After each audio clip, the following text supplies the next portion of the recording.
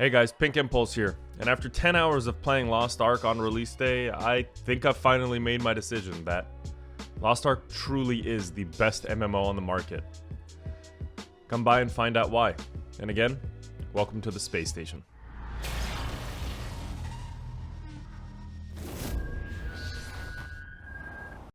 Now, before you come for my neck and say why is that such a clickbaity intro, let me explain myself.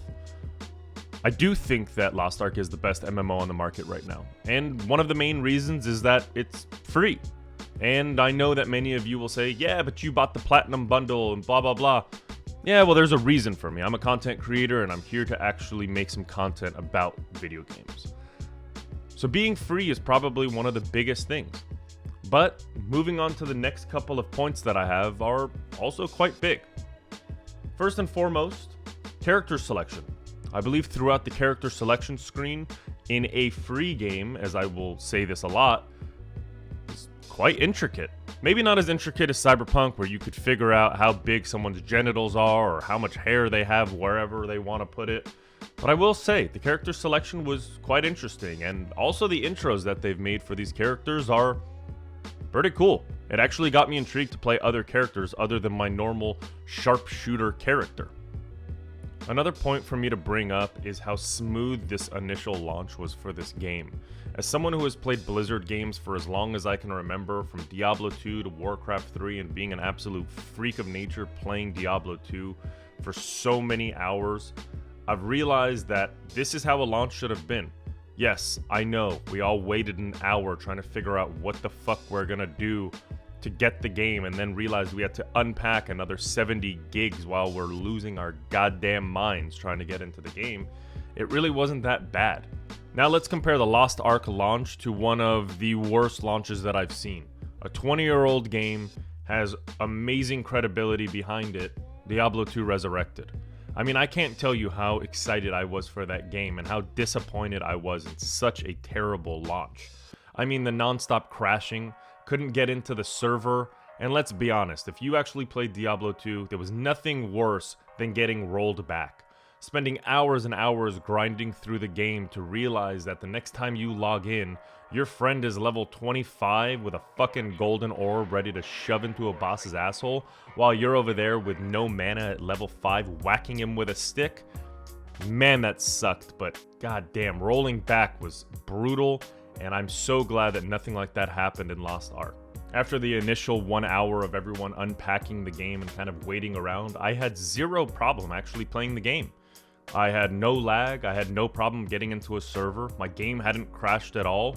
I really had zero complaints about it, and I think this is as fresh as a launch as you could ask for. Another point that I would like to bring up is that Lost Ark is also very easy to get into. And I know that's an easy thing to say, especially for me, because I've played MMOs and AARPGs for as long as I could remember. But a couple of the people in my community had never played an MMO or an AARPG and seemed to be able to dive right in. There's nothing too difficult about doing the main quests and the side quests, or mining and fishing, or the dungeons and raids that they give you in the beginning of the game.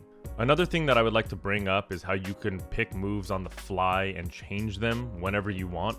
This is actually something I didn't like in Diablo 3, probably because I was comparing it to Diablo 2, but considering Lost Ark is a new game, or at least for NA and EU launch, it's nice to be able to see the skills and mess around with them and see how much damage they do, and even visually, the moves are extremely stunning in this game, so it's always nice to be able to mess around with them. One of the last things that I would like to bring up about this game is how wide it feels. And what I mean by that is it doesn't seem too linear. Again, compared to the AARPGs Diablo 2 and Diablo 3, where you finish the acts and then you start looking for items over and over. No shade thrown to Diablo 2 or Diablo 3, but that's just how those games are. Sometimes they're not as easy for the casual players, especially when it comes to Diablo 2. Another thing that I would like to bring up, although I haven't gotten there in the game yet, is building my base. There are games I could compare this to, most notably Minecraft and Animal Crossing, and inside of your base, you can play games like Dota, Mario Party, side-scrolling games, or even tower defense. And that is what I mean when it comes to a very, very wide-feeling game. This works for the casual players, and then late game, the raids, the dungeons are for the more hardcore players. And again, I will say this over and over. This is all inside of a free game. Another thing that I would like to bring up is something that I had never heard about through other videos that I had watched that I would like to bring up to you guys. You will see it in one of the clips here. There are cards that you get in a pack, and I thought that was just a collectible thing. But once I realized you could actually synergize these cards in your 5-slotted deck is when my mind was absolutely blown. Now I'm trying to grind through the game and level and do these raids and dungeons and also build my base. But now I want to collect all of the cards to get the best synergies, whether it's extra HP, crit chance, dexterity, movement speed, or whatever else this game can give me.